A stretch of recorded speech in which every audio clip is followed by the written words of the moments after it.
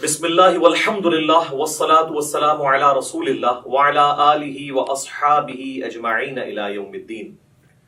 الحمدللہ آج 1 مارچ 2020 کو سنڈے کے دن علمی و تحقیقی مجلس نمبر 105 میں 105 نمبر میں ہم نماز کا پریکٹیکل طریقہ سیکھیں گے انشاءاللہ تعالی، اور اسی طریقے کے اندر ہم نماز میں جتنے پوسچرز ہیں کس طریقے سے بنانے ہیں، کون سا رکن کیسے ادا کرنا ہے اس کو سیکھیں گے۔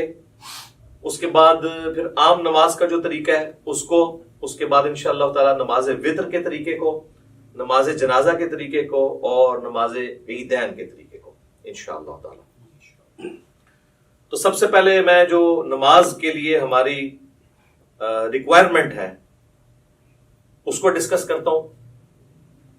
وضو اور غسل والا معاملہ تو الگ سے ہے، یہ ساری چیزیں انڈرسٹوڈ ہیں۔ اس کے بعد جب آپ مسجد میں آئیں گے تو نماز کے لیے سب سے ضروری چیز یہ ہے کہ آپ قبلہ رخ کھڑے ہوں گے اور اپنے دماغ میں نیت کو حاضر کریں گے کہ آپ کون سی نماز پڑھنے جا رہے ہیں۔ جب تک نیت حاضر نہیں ہوگی نماز درست نہیں ہوگی۔ صحیح بخاری اور صحیح مسلم کی متفق علیہ حدیث ہے کہ اللہ کے محبوب صلی اللہ علیہ وآلہ وسلم نے فرمایا انما الاعمال بالنیات، اعمال کا دار و مدار نیتوں کے اوپر ہے۔ تو نیت کو حاضر کرنا ضروری ہے۔ زبان سے نیت کا اظہار کرنا یہ کوئی ثابت نہیں ہے، البتہ نیت کو ذہن میں حاضر کرنا کہ میں اس وقت کون سی نماز پڑھنے جا رہا ہوں، کس وقت کی نماز پڑھنے جا رہا ہوں اور کتنی رکعتیں پڑھنے جا رہا ہوں، نوافل پڑھنے جا رہا ہوں یا فرض نماز پڑھنے جا رہا ہوں، یہ ضروری ہے، ادروائز پھر نماز نہیں ہوگی۔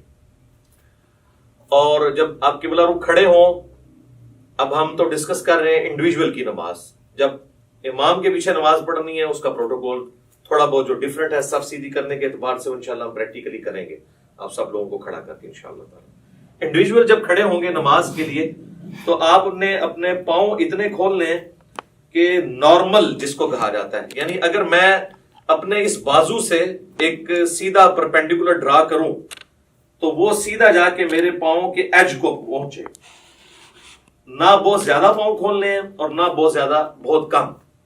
اور عموماً اگر آپ تقریباً 10 سے 11 انچ تک کھول لیں تو وہ نارمل تصور کیے جاتے ہیں۔ جیسے ہی آپ اس سے باہر نکلیں گے تو پھر جب آپ صف میں کھڑے ہوں گے تو کندھے سے کندھا نہیں ملے گا، اور اسی طریقے سے پاؤں نہیں ملیں گے۔ پاؤں ملائیں گے تو کندھا آؤٹ ہو جائے گا، کندھا ملائیں گے تو پاؤں آؤٹ ہو جائے گا۔ تو یہ یعنی دونوں کو اس طریقے سے بیلنس کرنا ہے۔ مرد کے لیے یہ ضروری ہے کہ وہ اپنی شلوار کو ٹخنوں سے اوپر رکھے۔ نماز کے علاوہ بھی سنت ہے، نماز میں تو اسپیسیفکلی سنت ہے مرد کے لیے، کیونکہ سنن ابی داؤد میں حدیث ہے اس مرد کی نماز نہیں ہوتی جس کا کپڑا ٹخنوں سے نیچے ہو۔ تو اس چیز کو انشور کرنا ہے کہ آپ کا کپڑا جو ہے وہ ٹخنوں سے اوپر ہے، یعنی جو لٹکانے والا کپڑا ہے۔ جرابیں اس کے اندر نہیں آتی، وہ لٹکائی نہیں جاتی، وہ پہنی ہوئی ہوتی ہے۔ اس کے بعد اگر آپ کی آستینیں وضو کی وجہ سے چڑھی ہوئی ہیں اوپر، ان آستینوں کو نیچے کریں۔ کف ثوب بھی منع ہے۔ اسی طریقے سے تہمت کو یا شلوار کو اوپر کرنے کے لیے یوں اڑیسنا، اس کو اندر کی طرف موڑنا، یہ بھی منع ہے، یہ بھی کف ثوب کے اندر آتا ہے۔ صحیح بخاری میں ان چیزوں کی ممانعت موجود ہے نبی صلی اللہ علیہ وآلہ وسلم کے ریفرنس سے۔ تو اس اعتبار سے ان ساری چیزوں کو دیکھ لینا ہے۔ پھر آپ نے قبلہ رخ کھڑے ہونا ہے اس حال میں کہ آپ جب قیام کے لیے اپنے ہاتھوں کو بلند کریں تو آپ کے یہ چیز ذہن میں ہونی چاہیے کہ میں اللہ تعالیٰ کے سامنے ہینڈز اپ کرنے جا رہا ہوں۔ یہ رفع الیدین کا ایک فلسفہ ہے، اور یہ جب ذہن میں ہوگا تو پھر نماز کے اندر خشوع و خضوع بھی نصیب ہوگا انشاءاللہ تعالیٰ۔ رفع الیدین کیسے کرنا ہے؟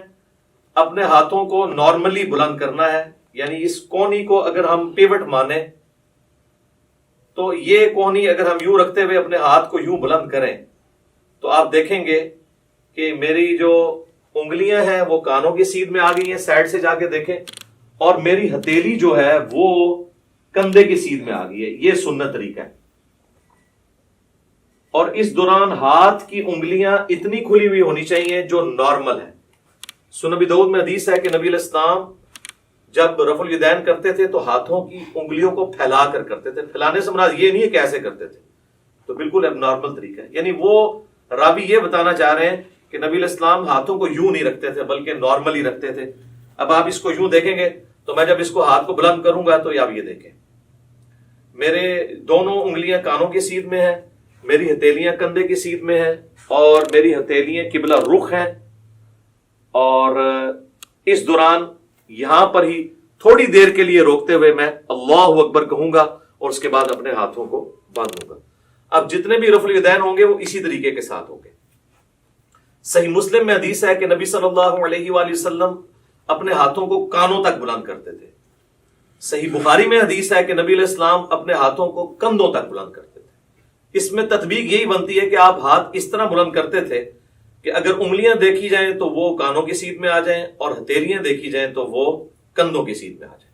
یہ نارمل پوزیشن ہے اور یہ بالکل صحیح ہونا چاہیے. اس کے لیے پریکٹس کرنے کا طریقہ ہے کہ آپ شیشے کے آگے کھڑے ہوں اور اس کی پریکٹس کریں.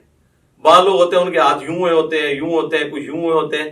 یہ پریکٹس آپ کو کرنی پڑے گی. کسی کا ایک ہاتھ اونچا ہوتا ہے, نیچے ہوتا ہے. تو یہ اب مجھے جو میں یہ کر رہا ہوں میرے سامنے شیشہ نہیں ہے, یہ میری پریکٹس کی وجہ سے یہ سیدھا نظر آ رہا ہے. بعض اوقات آپ سمجھ رہے ہوں گے کہ سیدھا ہے لیکن وہ سیدھا ہوتا نہیں ہے, ٹیڑھا ہو جاتا ہے. تو اس کے لیے آپ کو پریکٹس کرنی پڑے گی.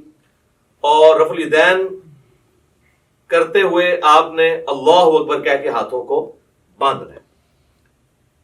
یہ صحیح بخاری کے اندر یہ بھی حدیث موجود ہے کہ نبی علیہ السلام رفع الیدین کرتے اور اللہ اکبر کہتے. اور صحیح بخاری مسلم میں یہ بھی ملتا ہے کہ آپ صلی اللہ علیہ وآلہ وسلم اللہ اکبر کہتے اور رفع الیدین کرتے. لہٰذا اس چکر میں نہیں پڑنا کہ پہلے رفع الیدین کرنا ہے یا پہلے اللہ اکبر کہنا ہے. دونوں بیک وقت کہنے ہیں, آگے پیچھے کہنے ہیں, جس بھی طریقے سے کہیں سائملٹینیسلی آپ کہہ لیں. ہر صورتحال جو ہے وہ سنت کے مطابق ہے, کیونکہ اتنی جو باریکیاں ہیں نا وہ احادیث کے اندر نہ تو اللہ تعالیٰ کو مطلوب ہے کہ اس طرح کی رپورٹ کی جائے, نہ نبی علیہ السلام نے ان کو اس طریقے سے تعلیم فرمایا. تو یہ بڑی امپورٹنٹ چیز ہے اس حوالے سے.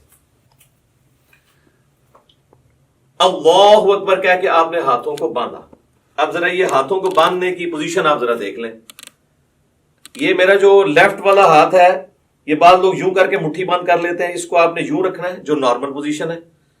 اس کے بعد آپ نے یہ دایاں ہاتھ بائیں ہاتھ کے اوپر یوں رکھا کہ جو نارمل پوزیشن ہے. بعض لوگ یوں کر کے پکڑ لیتے ہیں, ٹھیک ہے, اگر آسانی ہے یوں کر کے پکڑ لیں, یہ نارمل پوزیشن ہے. اور اگر آپ اس کو یوں رکھیں گے تو آپ کو رکھنے میں بھی آسانی ہوگی. یہ سنت طریقہ ہے جو صحیح بخاری کی حدیث کی روشنی میں ہمیں پتہ چلتا ہے.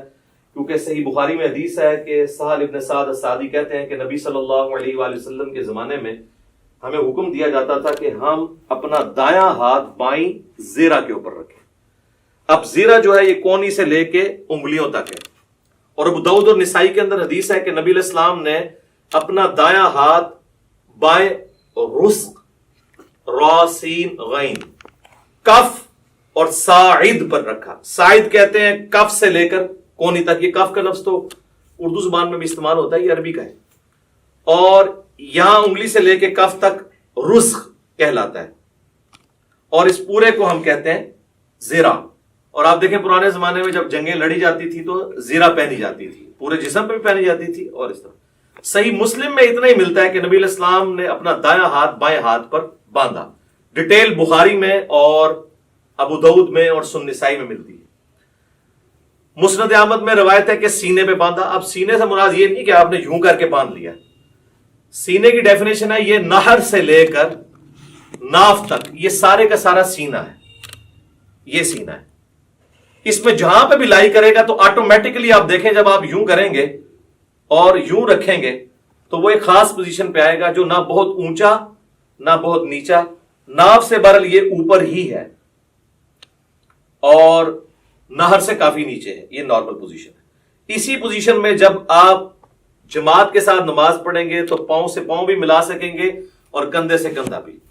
جیسے ہی آپ یہ اوپر چلے گئے تو پھر یہ دیکھیں کونیاں ملیں گی, کندھا نہیں ملے گا. اسی طریقے سے میرے بھائیوں جب آپ ناف سے نیچے ہاتھ باندھتے ہیں نا تو یہ خلاف سنت ہے. اس حوالے سے جو سنن ابی داؤد کی ایک حدیث پیش کی جاتی ہے تو امام داؤد رحمہ اللہ تعالیٰ نے خود ساتھ لکھا ہے کہ اس حدیث میں ایک راوی ہیں عبد الرحمن بن اسحاق الکوفی, جس کے بارے میں نے خود احمد بن حنبل سے سنا ہے کہ وہ اس کو ضعیف کہا کرتے تھے. اور یہاں پر لوگوں نے یعنی وہ روایت تو پیش کی لیکن ساتھ جو امام کا حکم تھا اس کو سکپ کر دیا. تو ایسے بھی نہیں کریں گے، ایسے بھی نہیں کریں گے، بلکہ اس طریقے سے ہاتھ باندھیں گے جو سنت طریقہ ہے۔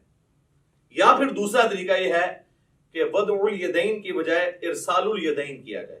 اس کے لیے ہم پھر یوں کریں گے کہ آپ نے یوں رفع الیدین کیا، اللہ اکبر کہہ کے ایسے، بعض لوگ بالکل ایسے ساتھ ملا لیتے ہیں، بعض مٹھیاں بند کر لیتے ہیں، بعض ایسے کر کے کھڑے ہو جاتے ہیں، بالکل غلط ہے۔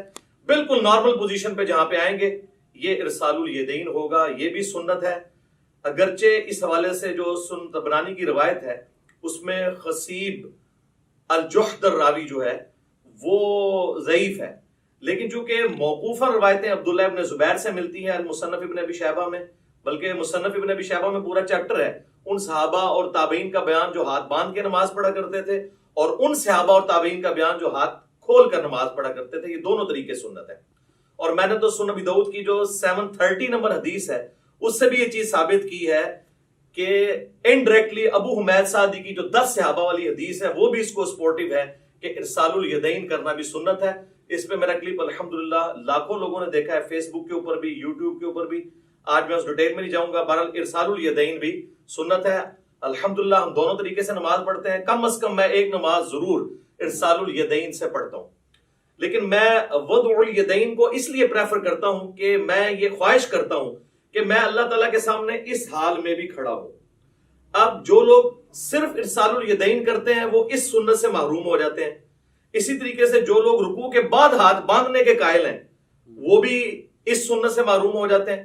تو ہم اس سنت پہ بھی عمل کرتے ہیں اور اس پہ بھی، رکوع سے پہلے یوں اور رکوع کے بعد ارسال الیدین، اس پہ تو اجماع ہے اہل سنت کے تمام مکاتب فکر، حنفی، شافعی، مالکی، حنبلی اور اہل حدیث بھی۔ یہ تو چند علماء عرب ہیں جنہوں نے یہ کام ڈالنا شروع کیا رکوع کے بعد ہاتھ باندھنے والا، اس پہ تو اجماع امت ہے، اور میں نے دلائل کے ساتھ ثابت کیا ہے۔ صحیح بخاری میں اس کے اشارے موجود ہیں، سنن ابی داؤد کے اندر ابو حمید سعدی والی حدیث میں اس کے اشارے موجود ہیں کہ ارسال الیدین کیا جائے گا رکوع کے بعد۔ تو لہٰذا دونوں طریقے سنت ہیں۔ ارسال الیدین سے ہم نماز پڑھتے ہیں، فرض نماز پڑھتے ہیں، سنیوں کی مسجد کی پہلی صف میں پڑھتے ہیں، چاہے کسی کو برا لگے، الحمدللہ۔ مطلب اس میں تو کوئی آر نہیں ہمیں اس بات کو کرنے میں۔ تو ارسال الیدین بھی سنت ہے اور وضع الیدین بھی سنت ہے۔ تو آپ اچھا بعض لوگ جو ہے نماز شروع کرتے ہی اللہ اکبر کہہ کے یوں ہاتھ چھوڑ دیتے ہیں اور پھر یوں ہاتھ باندھتے ہیں، یہ بھی خلاف سنت ہے۔ آپ نے ہاتھ چھوڑنے ہیں تو چھوڑ کے نماز پڑھیں، یہ بھی سنت ہے، اور آپ نے ہاتھ باندھنے ہیں تو باندھ کے نماز پڑھیں تو وہ بھی سنت ہے، لیکن یہ یوں کر کے یوں نہ کریں۔ اس کے بعد پھر آپ اللہ اکبر کہتے ہوئے اگلے رکن میں جائیں گے اور رفع الیدین کرتے ہوئے اسی طریقے سے، اور وہ ہے رکوع۔ یوں دیکھیں، اللہ اکبر۔ اب رکوع کے اندر آپ نے ساری انگلیاں جو ہے ہاتھوں کی پھیلا کے رکھنی ہیں اور مضبوطی کے ساتھ گھٹنوں کو پکڑنا ہے اور ان بازوؤں کو بالکل سیدھا کر دینا ہے۔ جب آپ سیدھا کریں گے تو آپ کی کمر آٹومیٹکلی خود بخود سیدھی ہو جائے گی، جو سنت طریقہ ہے، اور آرام سے یہاں پہ آپ تسبیحات کریں گے، اور اس کے بعد سکون سے پھر آپ تسبیحات پڑھنے کے بعد جو میں بعد میں بتاؤں گا، سمع اللہ لمن حمدہ، ربنا ولک الحمد حمدا کثیرا طیبا مبارکا فیہ۔ مختلف قسم کے الفاظ ہیں، ربنا ولک الحمد بھی کہہ سکتے ہیں، اور اس حالت میں آپ نے ہاتھ باندھنے نہیں بلکہ ارسال الیدین کرنا ہے، اور کم از کم اتنی دیر کھڑے ہونا ہے کہ جتنی دیر آپ ربنا لک الحمد کہیں۔ بعض لوگوں کی عادت ہے کہ وہ سمع اللہ لمن حمدہ کہہ کے تو ساتھ ہی ایسے چلے جاتے ہیں سجدے میں، یہ بالکل خلاف سنت ہے، نماز نہیں ہوگی۔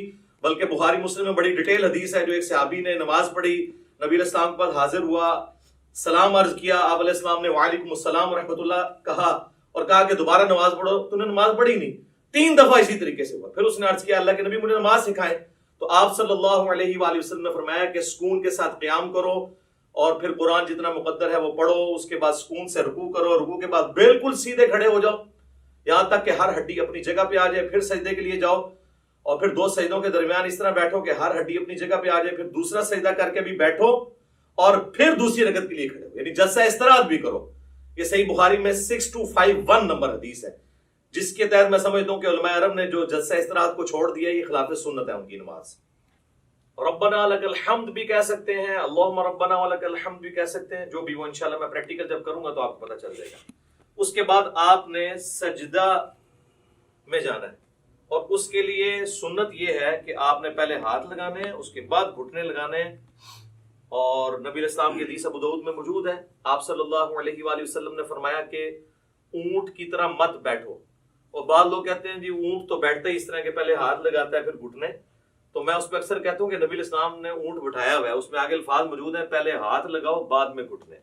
پھر صحیح بخاری میں جو حدیث ہے 803 نمبر، اس سے پہلے امام بخاری نے باقاعدہ عبداللہ ابن عمر کا عمل لکھا ہے جس کی پوری سند مصنف ابن ابی شیبہ میں موجود ہے کہ عبداللہ بن عمر جب سجدے میں جانے لگتے تھے پہلے ہاتھ لگاتے تھے بعد میں گھٹنے. لہٰذا علماء عرب جو نماز پڑھتے پہلے گھٹنے لگاتے ہیں، یہ سنت سے دور ہے ایز کمپیئر ٹو اس عمل کے جو ہم کرنے لگے ہیں. ربنا لک الحمد حمدا کثیرا طیبا مبارکا فی، اس کے بعد آپ سجدے کی طرف جھکیں گے تو آپ نے یہ دیکھیں یہ خود بخود اپنی جگہ بنائے گا ہر چیز. آپ دیکھ رہے ہیں میری انگلیاں ایسی جگہ پہ آئی ہیں کہ جب میں اس ایج کے اوپر سجدہ کروں گا تو میری انگلیاں کانوں کی سیدھ میں آئیں گی اور ہتھیلیاں کندھے کی سیدھ میں، جس طرح کے رفع الیدین کے وقت تھی، اور انگلیاں آلموسٹ نارمل پوزیشن میں ہوں گی. ایک ضعیف روایت ملتی ہے جس میں آپ صلی اللہ علیہ وآلہ وسلم کے بارے میں آتا ہے کہ انگلیاں ملا کے سجدہ کرتے تھے. کچھ تابعین کے بارے میں صحیح سند سے بھی ملتا ہے کہ وہ پسند کرتے تھے کہ انگلیاں ملا کے کی جائیں، لیکن اس پہ کوئی مرفوع یا موقوف حدیث اس حوالے سے نہیں ملتی. آپ نارمل پوزیشن میں رکھیں، اتنی نہ کھول دیں کہ یہ قبلہ رخ سے ہٹ جائیں، یہ نارمل پوزیشن میں. اور اگر کسی نے یوں رکھنی ہے تو یوں بھی رکھ سکتا ہے، اس میں ذرا تردد ہوتا ہے، اس میں ہتھیلیاں بھی لگ جاتی ہیں اور آپ آلموسٹ یہ قبلہ رخ ہی ہوتی ہیں انگلیاں. کانوں کی سیدھ میں انگلیاں آ جائیں گی، یعنی کہ یہ دو آنکھوں کے درمیان آپ آنکھوں کی سیدھ میں رکھیں گے، خود بخود کانوں کی سیدھ میں آئیں گی، اور ہتھیلیاں جو ہیں وہ شولڈر کی سیدھ میں. اور پھر آپ نے پہلے ناک لگانا ہے، اس کے بعد ماتھا لگانا ہے.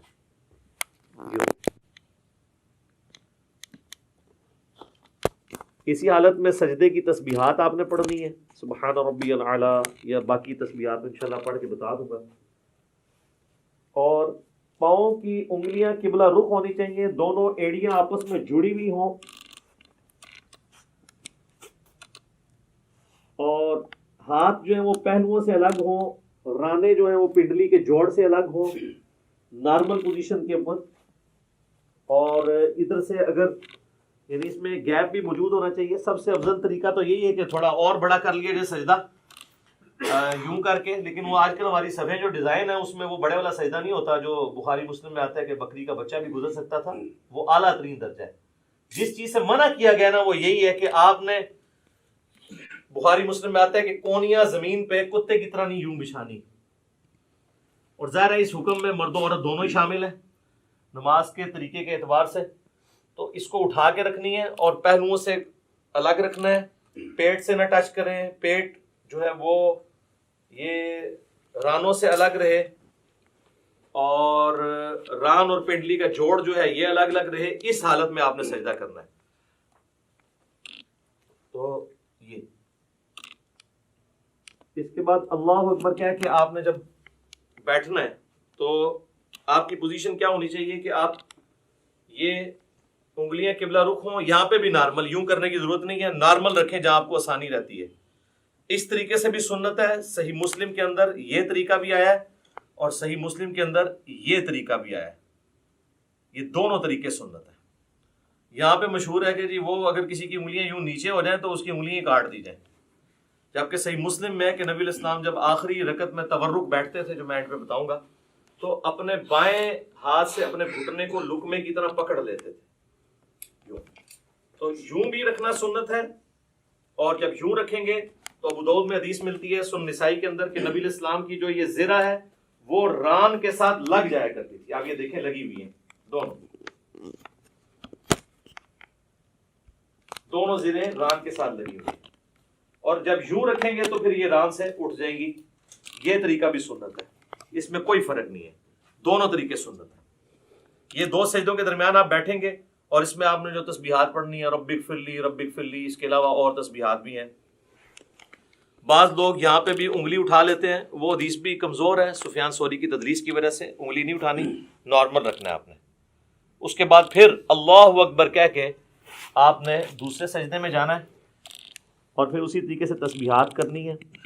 ناک بھی لگنا چاہیے، ماتھا بھی لگنا چاہیے، اور زمین کی سختی ہلکی سی معلوم ہونی چاہیے. بالکل نہیں ہوا میں سجدہ ہو رہا ہو، بہتر ہے مٹی والی جگہ پہ ہو تو زیادہ افضل ہے اور نبی الاسلام کو پسندیدہ بھی ہے. باقی چٹائی وغیرہ بھی جائز ہے، میں نے اس کے حوالے سے بھی کافی ویڈیوز ریکارڈڈ موجود ہیں.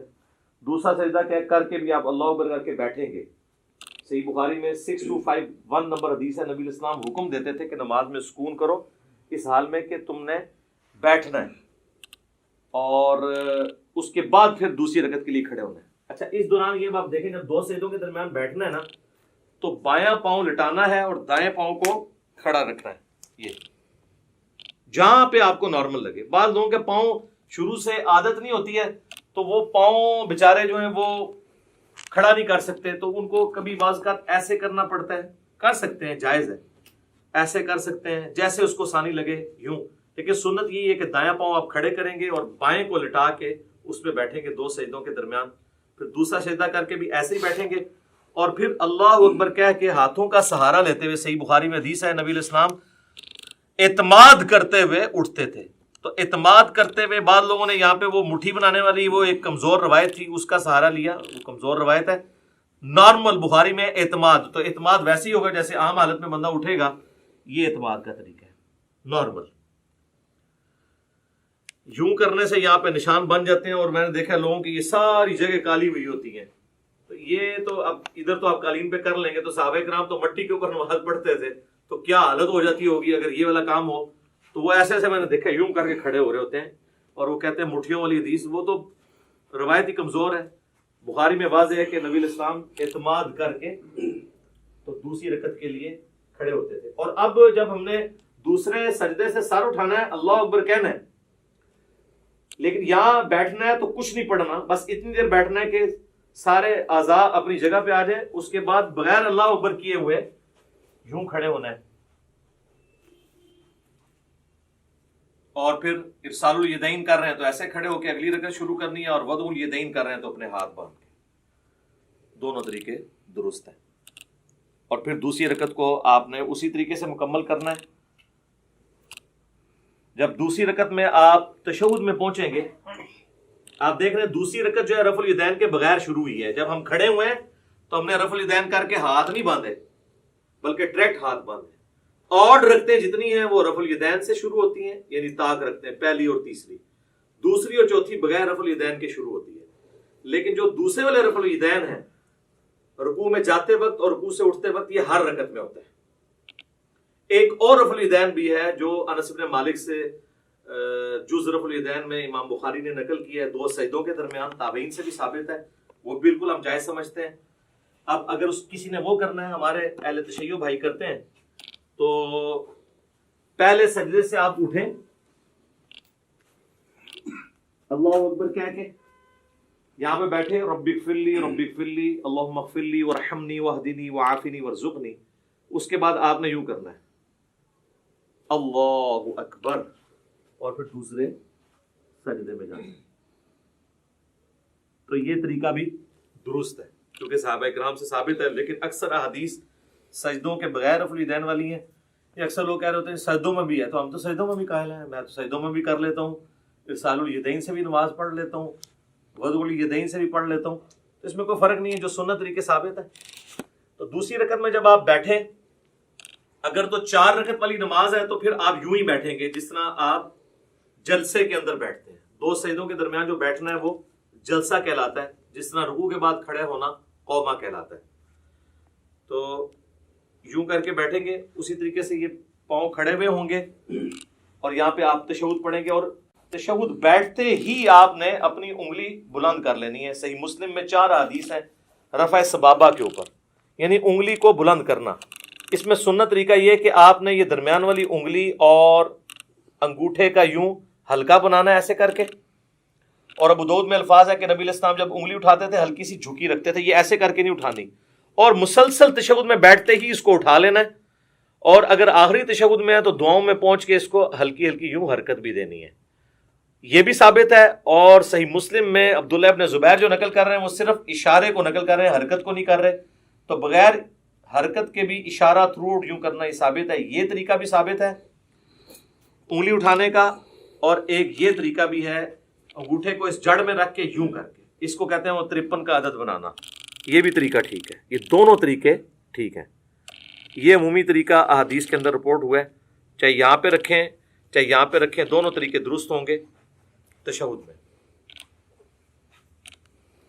اور یہ میں درمیان والے تشہد کی بات کر رہا ہوں جو 2 رکعتوں کے بعد ہے، جب آپ 4 رکعت پڑھ رہے ہو تو محمد عبدہ و رسولہ تک پڑھ کے ساتھ دروشی بھی پڑھ لیں تو افضل ہے۔ وہ مسند احمد میں حدیث موجود ہے کہ آپ تشہد کے بعد بھی کھڑے ہو سکتے ہیں۔ سنن نسائی میں، صحیح مسلم میں موجود ہے کہ نبی علیہ السلام جب 9 رکعت وتر پڑھا کرتے تھے تو 8ویں رکعت میں بیٹھتے، تشہد پڑھتے، دروشی پڑھتے، اس کے بعد دعائیں پڑھتے، اور پھر آپ صلی اللہ علیہ وآلہ وسلم کھڑے ہوتے تھے 9ویں رکعت کے لیے۔ تو درمیان والے تشہد میں پڑھ سکتے ہیں۔ بہرحال اس میں جب آپ کھڑے ہوں گے دروشی پڑھنے کے بعد اللہم صلی علی محمد وعلی آل محمد اتنا بھی پڑھ لیں تو کافی ہے۔ یہ بھی سنن نسائی میں 1293 نمبر 1293 نمبر حدیث ہے، نبی اسلام نے یہ مختصر دروشی بھی تعلیم فرمایا۔ تو اللہ اکبر کہہ کے جب کھڑے ہوں گے تو زمین پر اعتماد کریں گے یوں، اور اٹھتے وقت پہلے گھٹنے اٹھائیں گے، اس کے بعد آپ ہاتھوں کو اٹھائیں گے۔ جاتے وقت ہاتھ پہلے لگاتے ہیں، گھٹنے بعد میں، اور اٹھتے وقت اس کو اس طریقے سے آپ ریورس کرتے ہیں۔ یعنی دوسرے الفاظ میں جو کچھ آپ نے بچپن سے سیکھا ہے تقریباً اس کے الٹ ہی کرتے ہیں آپ۔ پہلے گھوڑے لاندے نے پھر ہاتھ لاندے نے، تو اس طرح ذرا آسانی سے سمجھ آ جائے گا۔ اسی کو ہم نے عرض کیا ہے کہ مرنے سے پہلے ہے مسلمان کر لے اس پہ غور، کتابوں کا خدا اور ہے، بابوں کا خدا اور ہے۔ اچھا لوگ بڑا پراپوگنڈا کر رہے ہیں، اس نے 2 خدا کر دیے ہیں۔ 2 خدا نہیں ہم نے کیے ہیں، ہم نے یہ بتایا کہ اس خدا کا تعارف جو آپ نے کروایا ہے وہ نہیں ہے جو نبی علیہ السلام نے کروایا۔ وہ تو میں نے کلیریفائی بار بار کیا، ان کو بھی خیر سمجھ ہے۔ تو یہ کتابوں کی نماز آپ کو سکھا رہے ہیں جو نبی علیہ السلام نے امت تک، صحابہ، اہل بیت، تابعین، تبع تابعین کے ذریعے ہم تک پہنچائی ہیں الحمدللہ۔ اچھا اب چونکہ تیسری رکعت ہے تو تیسری رکعت میں جب ہم زمین پہ اعتماد کر کے کھڑے ہوں گے تو آپ اللہ اکبر، یہاں سے کھڑے ہوتے ہی آپ نے اللہ اکبر کہنا ہے، یعنی اللہ اکبر۔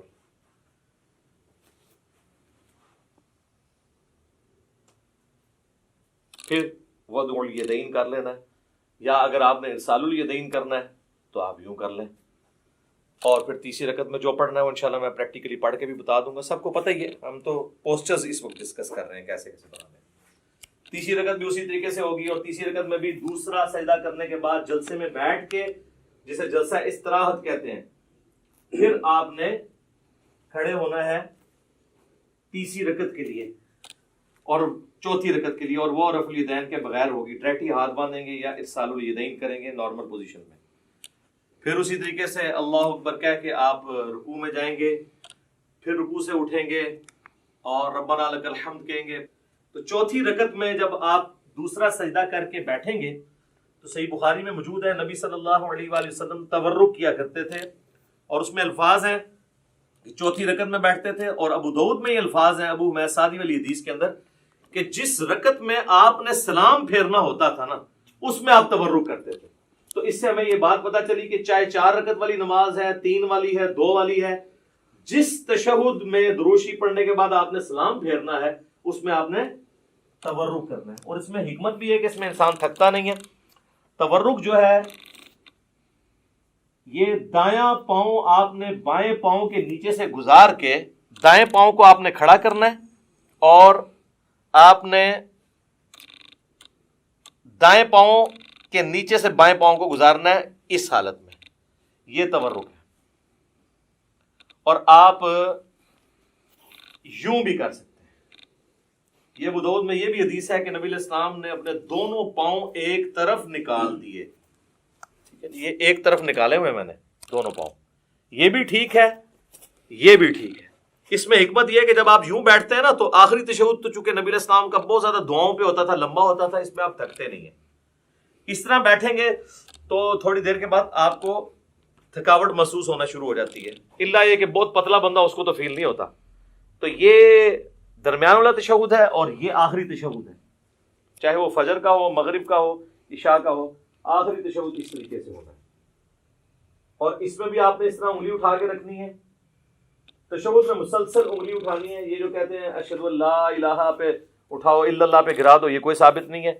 یہاں پہ رکھیں، یہ بھی سنت ہے، اور یہ صحیح مسلم میں الفاظ ہیں کہ نبی علیہ السلام جب تشہد میں بیٹھتے تو اپنا دایاں ہاتھ جو ہے وہ دانے گھٹنے کے اوپر بائیں گھٹنے پہ رکھ کے اس کو لقمے کی طرح پکڑ لیتے، جو آپ کے بابوں نے آپ کو سکھایا کہ جس کی انگلیاں نیچے ہوں انگلیاں کاٹ دی جائے، اور یہ وہ سنت ہے جو صحیح مسلم کے اندر ہے۔ ہر شے پٹھی دسی تانوں، پھر کہندے ساڈے بابیاں نوں کچھ کہندا ہے، اور کینوں کہواں میں نیوٹن نوں کہواں، جنہاں نے کام پایا انہاں نوں کہنا ہے نا۔ یہ بھی سنت ہے، یہ صحیح مسلم میں یہ بھی سنت آئی ہے، اور یہ بھی، یہ مسلسل اٹھا کے رکھنی ہے۔ اور ابو داؤد میں، نسائی میں آتا ہے کہ جب آپ دعاؤں میں پہنچتے تھے نا تشہد کے اینڈ پہ درود شریف کے بعد، تو ہلکا ہلکا اسے یوں حرکت بھی دیتے تھے، اور اس کے بعد جب آپ پورا تشہد دعائیں مانگ لیں گے، پھر آپ نے دائیں اور بائیں سلام پھیرنا ہے۔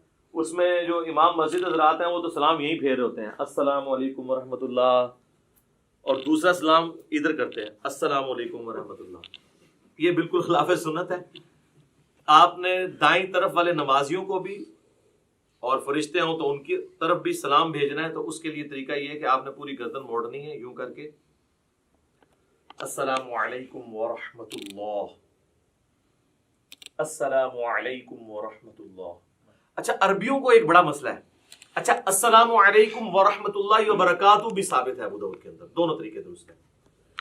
عربی جو ہے نا ہمارے اجمی لوگوں کو نا، وہ چونکہ امام کے پیچھے ہم لوگ تو عادت ہے نا کہ امام جب پہلا سلام پھیرتا ہے نا، تو جب وہ رحمت اللہ پہ پہنچتا ہے تو ہم پہلا پھیرتے ہیں، پھر وہ دوسرے کے رحمت اللہ پہ پہنچتا ہے تو ہم دوسرا پھیرتے ہیں۔ عربی کیا کرتے ہیں کہ وہ انتظار کرتے ہیں کہ امام دونوں طرف پھیرے، السلام علیکم ورحمۃ اللہ، السلام علیکم ورحمۃ اللہ، اور اس کے بعد وہ پھیرتے ہیں۔ آپ نے دیکھا وہ عرب کے ٹی وی پہ بھی جب آپ کو آواز آ رہی ہوتی ہے اس کی مکبر کی پیچھے سے، تو اور وہ یہ سمجھ رہے ہوتے ہیں کہ ہم صحیح طریقے پہ چل رہے ہیں، دونوں طریقے درست ہیں، کیونکہ آپ ہے تو پیچھے ہی ہے نا۔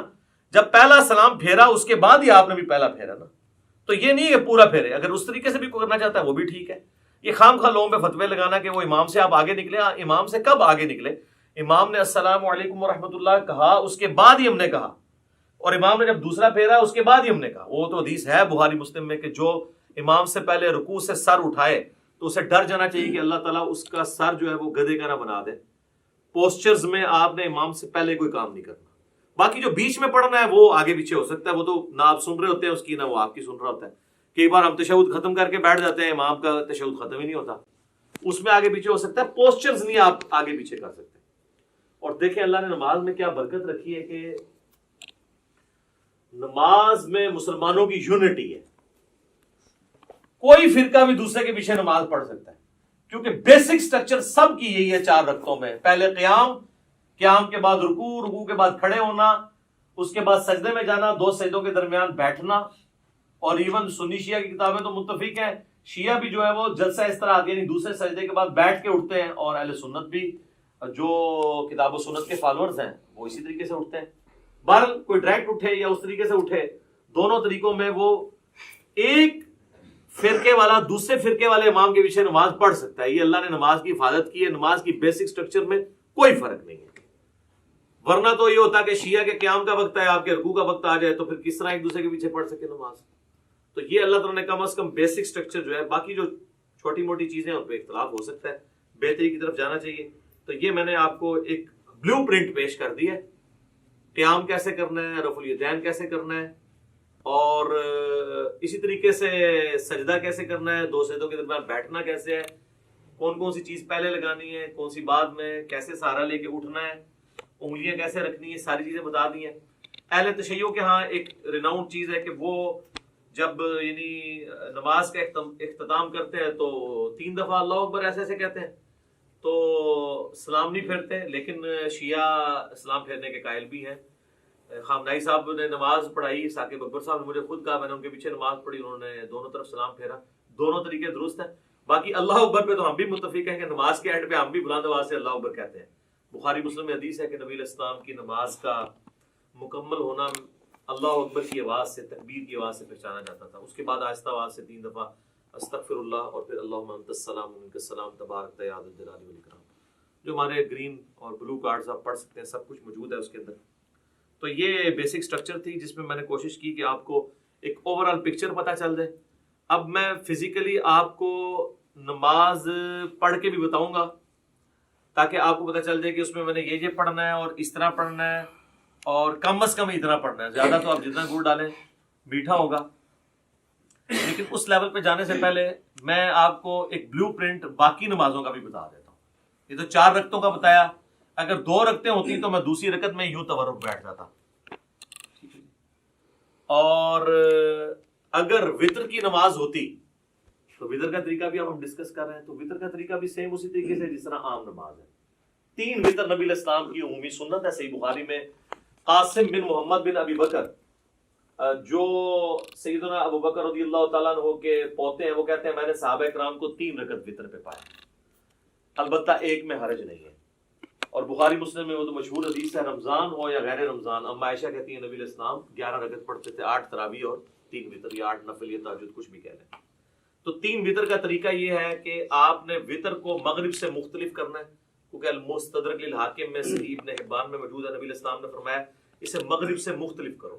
اور مغرب سے مختلف کرنے کا طریقہ کیا ہے کہ 2 طریقے ہیں. ایک وہ ہے جو صحیح بخاری اور مسلم میں آیا ہے عبداللہ بن عمر سے, کہ وہ 2 رکعتیں پڑھنے کے بعد سلام پھیر دیا کرتے تھے, اور پھر سلام پھیرنے کے بعد اگر کسی اپنے غلام کو کوئی حکم دینا ہوتا تو حکم دیتے تاکہ یہ پتہ چل جائے کہ اس کے دوران بول سکتے ہیں, اور پھر 1 رکعت الگ سے پڑھا کرتے تھے. یہ مغرب سے مختلف کرنے کا ایک طریقہ ہے. دوسرا جو ہے وہ ہمیں سیدنا عمر فاروق رضی اللہ تعالیٰ عنہ سے صحیح ابن خزیمہ میں, ابن حبان میں, المستدرک للحاکم اور کئی کتابوں میں ملتا ہے کہ وہ کیا کرتے تھے کہ دوسرا جو تشہد ہے نا, جو 2 رکعتوں کے بعد جو تشہد ہے وہ نہیں بیٹھتے تھے. مغرب میں تو ہم بیٹھتے ہیں نا, تو دوسری رکعت میں بھی وہ جلسہ استراحت کرتے تھے اور تیسری رکعت کے لیے کھڑے ہو جاتے تھے. اور جب آپ تیسری رکعت کے لیے کھڑے ہوں گے, چونکہ یہ آڈ رکعت ہے, تو پھر یہ رفع الیدین سے شروع ہوگی. یہ بھی اکثر لوگ پوچھ رہے ہوتے ہیں کہ تیسری بغیر رفع الیدین دی ہوگی, رفع الیدین. سر آڈ رکعت سمپل فارمولہ ہے رفع الیدین کے ساتھ. رفع الیدین کتنے ہونے ہیں؟ 4 رفع الیدین تو اتفاقی ہیں. نماز شروع کرتے وقت, ہر رکعت میں رکوع میں جاتے وقت اور اٹھتے وقت 3 ہو گئے, اور 2 رکعتوں سے اٹھ کے یعنی تیسری رکعت کے اندر یہ 4 ہے, اور 5واں 2 سجدوں کے درمیان ہے. اس کے علاوہ بھی اگر جس کو جتنا شوق ہے کرتا رہے, ہر اٹھک بیٹھک پہ کرے, اس کی مرضی. یہ ایٹ لیسٹ ڈیٹم لیول ہے. اچھا جی, اب وطر میں چونکہ وہ مختلف اس طرح کرنا ہے, وہ تو میں نے آپ کو بتا دیا. جب آپ تیسری رکعت میں ہوں گے, چاہے وہ الگ سے پڑھ رہے ہوں آپ, چاہے وہ آپ فصل کر کے یعنی سلام درمیان والے دونوں پھیر کے اس کے بعد پڑھ رہے ہوں, تو جب آپ تیسری رکعت میں سورۃ الفاتحہ میں سورت ملا لیں گے, اس کے بعد آپ اس کے ساتھ ہی دعائے قنوت پڑھ سکتے ہیں. اللہم اہدنی فیمن ہدیت. آج کلپ چڑھ گیا ہوگی کہ اصل دعا کیڑی ہے, ٹھیک ہے جی. تو اور اس میں آپ ارسال الیدین اگر کیے ہوئے تو اس حالت میں پڑھیں گے, لیکن پڑھیں گے آپ رکوع سے پہلے. صحیح بخاری میں 1002 نمبر حدیث ہے, انس بن مالک کہتے ہیں وہ شخص غلط بیانی کر رہا ہے, جھوٹ بول رہا ہے, جو یہ کہہ رہا ہے کہ نبی صلی اللہ علیہ وآلہ وسلم قنوت وطر کی قنوت کی دعا جو ہے وہ رکوع کے بعد کیا کرتے تھے. آپ نے صرف 1 مہینہ رکوع کے بعد کی, وہ کافروں پہ بد دعا کی تھی, قنوت نازلہ. آپ ہمیشہ رکوع سے پہلے کرتے تھے. رکوع سے پہلے کیسے ہے, سورت ملائی, اس کے بعد یہ آپ نے پڑھ دیا اللہم اہدنی فیمن ہدیت, یہ دعا پوری کی, پھر آپ رفع الیدین کر کے رکوع میں چلے گئے. اور دوسرا طریقہ جو کم از کم 3 تابعین سے ثابت ہے اور سیدنا عمر سے بھی ثابت ہے, اور المصنف ابن ابی شیبہ میں, مستدرک الحاکم میں, صحیح ابن حبان کے اندر, ابن خزیمہ کے اندر, المعجم الکبیر طبرانی کے اندر ڈیٹیل سے مل جائے گا آپ کو کہ سیدنا عمر جو ہے وہ تکبیر کہتے تھے دعائے قنوت پڑھنے سے پہلے. یعنی سورت ملا لی, اس کے بعد سورت ملانے کے بعد آپ نے اللہ اکبر کیا, تکبیر کہی, اور دوبارہ ہاتھ باندھ کے آپ نے دعائے قنوت مانگی. اس میں ہاتھ نہیں اٹھانے ہوتے کیونکہ یہ قنوت نازلہ نہیں ہے, یہ عام قنوت ہے. عام قنوت میں ہاتھ باندھے جاتے ہیں, یا ارسال الیدین کر کے آپ پڑھیں. ہاتھ اٹھانے والی کافروں میں بد دعا ہے, اور وہ ہوتی بھی رکوع کے بعد ہے, اور وہ ہوتی بھی عموماً فرض رکعت جو فرض نماز ہے اس کی آخری رکعت میں رکوع میں جانے کے بعد ہوتی ہے, جو سنت ہے. وہ آپ کو قنوت والا چیپٹر مشکات میں مل جائے گا, ابو داؤد ترمذی ابن ماجہ کے حوالے سے حدیث مل جائے گی.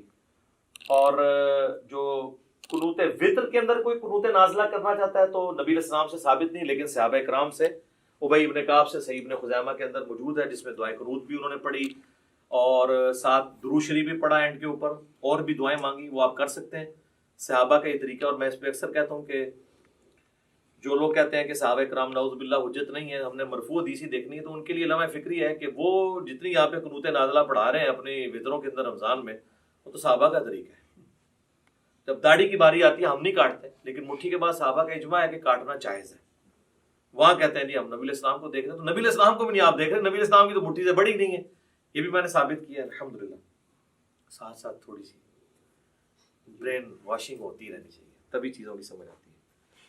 تو اللہ اکبر کہہ کے ارسال الیدین کیا یا ہاتھ باندھے اور آپ نے دعائے قنوت پڑھی، اس کے بعد اللہ اکبر کہہ کے دعائے قنوت کے بعد روشی بھی پڑھنا ہے، اور پھر آپ نے وہ پورا کیا۔ اب چونکہ چاہے آپ نے فصل کیا ہوا ہے، درمیان میں 2 پڑھ کے سلام پھیرے ہوئے ہیں، یا آپ نے 2 کے بعد آپ کھڑے ہوئے ہیں، دونوں صورتوں میں تیسری رکعت تو آپ کی وتر کی آخری ہوگی، اس میں پھر آپ تورکی بیٹھیں گے۔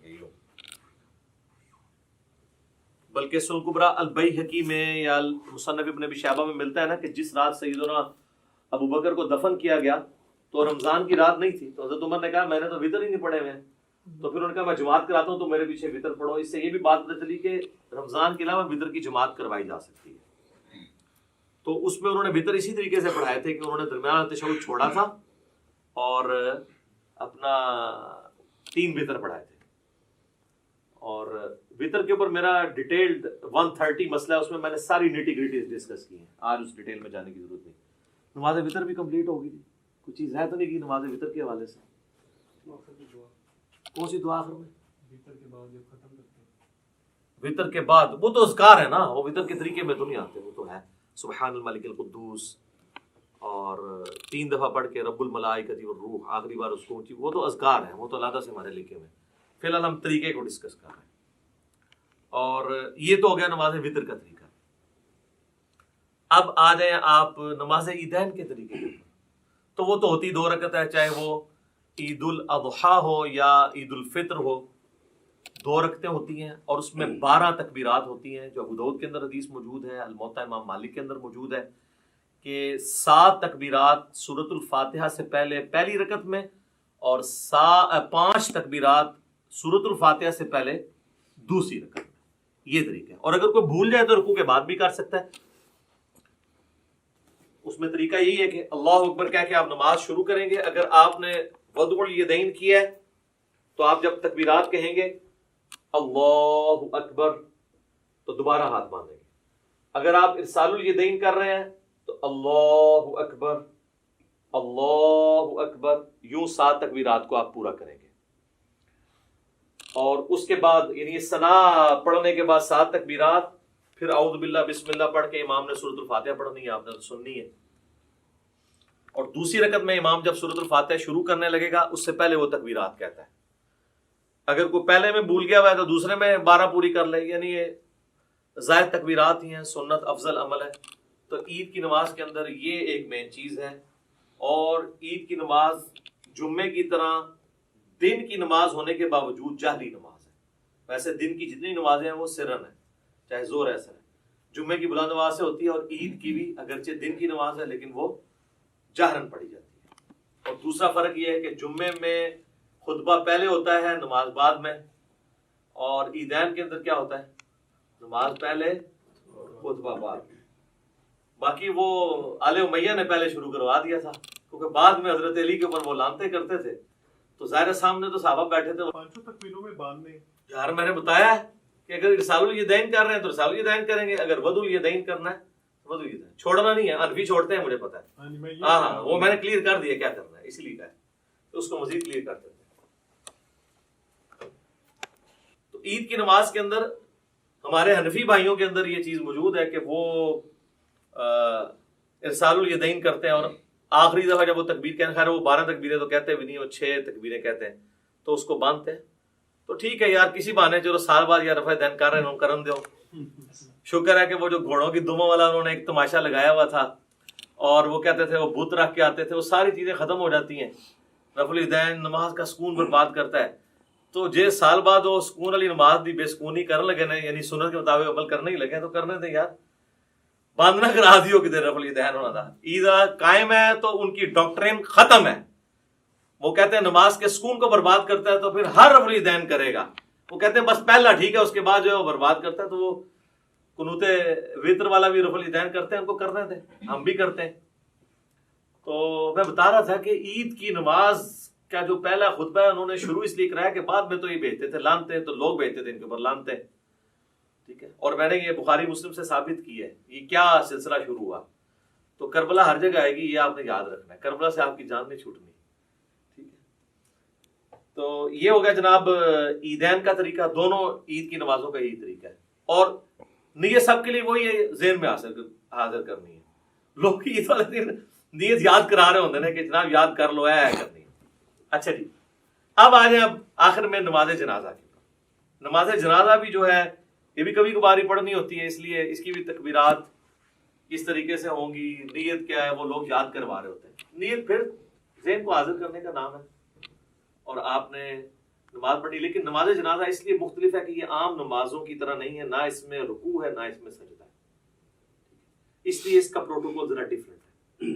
پروٹوکول ڈیفرنٹ ہے تو پھر ظاہر ہے اس کے اندر جب آپ اللہ اکبر کہہ کے نماز شروع کریں گے، وضو الیدین کریں یا ارسال الیدین کریں، تو پہلی تکبیر کے بعد ثنا گوئی نہیں ہے اس کے اندر، وہ روایتیں کمزور ہیں. اعوذ باللہ من الشیطان الرجیم بسم اللہ پڑھ کے سورۃ الفاتحہ ہے اور ساتھ کوئی ایک سورت آپ ملا لیں، یہ سنت ہے.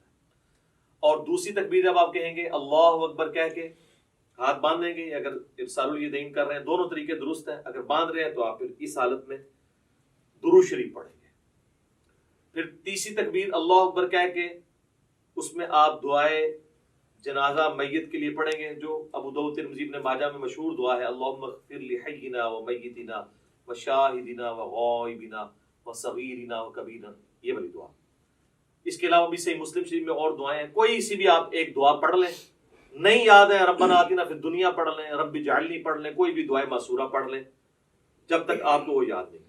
پھر چوتھی تکبیر کہہ کے آپ اللہ اکبر کہیں گے، یوں ہاتھ باندھ لیں گے اور پھر دائیں طرف ایک سلام پھیر. نماز جنازہ چونکہ مختلف ہے تو اس میں یہ بھی مختلف ہے کہ آپ نے صرف ایک طرف سلام پھیرنا، السلام علیکم ورحمۃ اللہ. تابعین سے دو طرف پھیرنا بھی ثابت ہے، لیکن صحابہ اور نبی علیہ السلام سے ایک طرف ثابت ہے، دو طرف والی روایتیں کمزور ہیں. اگر کوئی پھیر لیتا ہے ہم اس کے اوپر فتویٰ نہیں لگاتے. اور بعض اوقات آپ کو کسی ایسی جگہ پہ پڑھنی پڑتی ہے نا، تو میں پھر یہ کرتا ہوں کہ جب امام دو طرف پھیر رہے ہیں نا تو میں اس کے دوسرے پھیرنے کا بھی انتظار کرتا ہوں. جب وہ دوسرا پھیرتا ہے تو میں پہلے ہی پھیر کے. یہ تو کہتے ہیں وہ جناب پہلا پھیریں گے، اینج ہاتھ کھول لینے اینج کر لینے، اور اس چکر ہی نہ پاؤ، پہلے دیکھو فاتحہ ہی نہیں پڑھ رہے جنازے کے اندر. فاتحہ کے بغیر تو نماز نہیں ہوتی. صحیح بخاری میں موجود ہے کہ عبداللہ ابن عباس نے بلند آواز سے نماز جنازہ میں فاتحہ پڑھی تاکہ بتایا جائے یہ سنت عمل ہے. نماز جنازہ بلند آواز سے بھی سنت ہے، آہستہ آواز سے بھی سنت ہے، لیکن عموماً جو سنت ہے سنن نسائی میں وہ سرن ہی ہے، آہستہ آواز سے. اس لیے آپ دیکھیں عرب جتنے ملک ہیں وہاں پہ آہستہ آواز میں نماز جنازہ پڑھی جاتی ہے، یعنی بلند آواز سے نہیں پڑھی جاتی. خیر یہ الگ سے ٹاپک ہے نماز جنازہ کا. یہ طریقہ ہے. صحیح مسلم میں ہے کہ نبی علیہ السلام نے ایک جنازے پہ 5 تکبیرات بھی پڑھی تھی. جب آپ 5 تکبیرات پڑھیں گے تو پھر پانچویں جو چوتھی تکبیر کے بعد سلام پھیرا تھا نا، تو چوتھی تکبیر کے بعد پھر آپ دعائیں مانگیں گے اور پانچویں کے بعد آپ پھر سلام پھیریں گے. شیعہ عموماً 5 ہی کرتے ہیں، سنی جو ہیں وہ 4 ہی کرتے ہیں. ویسے شیخ زبیر صاحب کے جنازے پہ بھی 5 ہوئی تھی اور مولانا سعد صاحب کے جنازے پہ انہوں نے وصیت کی ہوئی تھی، تکبیرات بھی 5 ہوئی تھی، سلام بھی ایک طرف پھیرا گیا تھا. انہوں نے وصیت کی تھی کہ ہمارا جنازہ سنت کے مطابق جس طرح حرمین میں پڑھا جا رہا ہے عرب ملکوں میں ویسے پڑھانا ہے. اس وجہ سے نہیں کہ وہاں پہ جو کچھ ہو رہا ہے وہ سنت کے مطابق ہو رہا ہے، یعنی یہ کام سنت کے مطابق. تو نماز جنازہ کا یہ طریقہ ہے. اکثر لوگ ہمارے بھائیوں کو تنگ کرتے ہیں اور نماز جنازہ ریکارڈ کریں، سر کی ریکارڈ کریں، یہ ٹوٹل طریقہ ہے، نہ رکوع ہے نہ سجدہ ہے. اور پریکٹیکلی یعنی وہ جنازہ پڑھ کے بتانا ضروری نہیں ہے، بس پوسچر بتا دیا آپ خود کر لیں. اور بچپن سے ہم لوگ پڑھتے آ رہے ہیں. فرق اس میں یہی ہے کہ سورۃ الفاتحہ سورت ہے، دوسری میں درود شریف نماز والا، تیسری میں دعا ہے. بہتر ہے جنازہ والی دعا پڑھیں اور چوتھی میں آپ نے سلام پھیر دینا، یا چوتھی کے بعد بھی دعا ہے، پانچویں کے بعد سلام پھیر دیں. تو یہ ہے. اس کے بعد میت کے لیے دعا ہے قبر پہ جا کے، وہاں پہ نہیں ہے اجتماعی دعا ثابت. دیوبندی نہیں کرتے، بریلوی کرتے ہیں، اور وہ کہتے ہیں یہ بریلوی غلط کر رہے ہیں، ثابت نہیں ہے. تو دیوبندیوں سے پوچھا جو آپ فرض نماز کے بعد اجتماعی دعا کرتے ہیں یہ بھی تو ثابت نہیں ہے، تو وہاں پھر ان کے پاس کوئی جواب نہیں ہوتا. تو دونوں ہی اپنے اپنے حصے کا غلط کام کر رہے ہیں. سنت یہی ہے کہ آپ نے سنت اذکار کرنے ہیں فرض نماز کے بعد. اور میت کے لیے ابو داؤد میں الفاظ ہیں کہ جب دفنا چکو تو اس کے لیے وہاں مغفرت کی، قبر میں سوالوں کی استقامت کے لیے دعا کرو.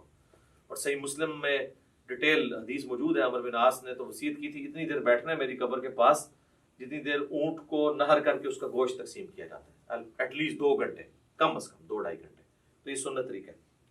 یہ سارا ہو گیا جی. کوئی چیز اس میں نماز جنازہ میں، نماز وطر کے اندر، نماز عیدین میں یا عام نماز کے اندر کوئی چیز رہ گئی ہو؟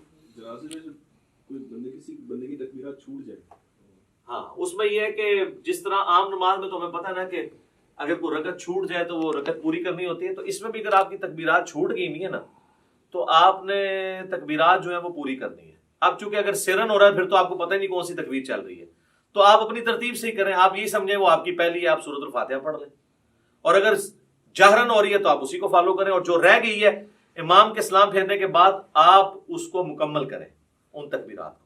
اور یہاں پہ میں آپ کو ضمن بتا دوں، جو ائمہ حضرات ہیں نا ان کی ذمہ داری ہے کہ وہ تکبیرات زیادہ لمبی نہ کہا کریں، کیونکہ پیچھے مقتدی پہلے ہی اللہ اکبر کہہ دیتے ہیں، اور اگر تکبیر تحریمہ والا اللہ اکبر مقتدی نے امام سے پہلے کہہ لیا اس کی نماز سٹارٹ ہی نہیں ہوگی، کیونکہ امام سے آگے نکل گیا نا.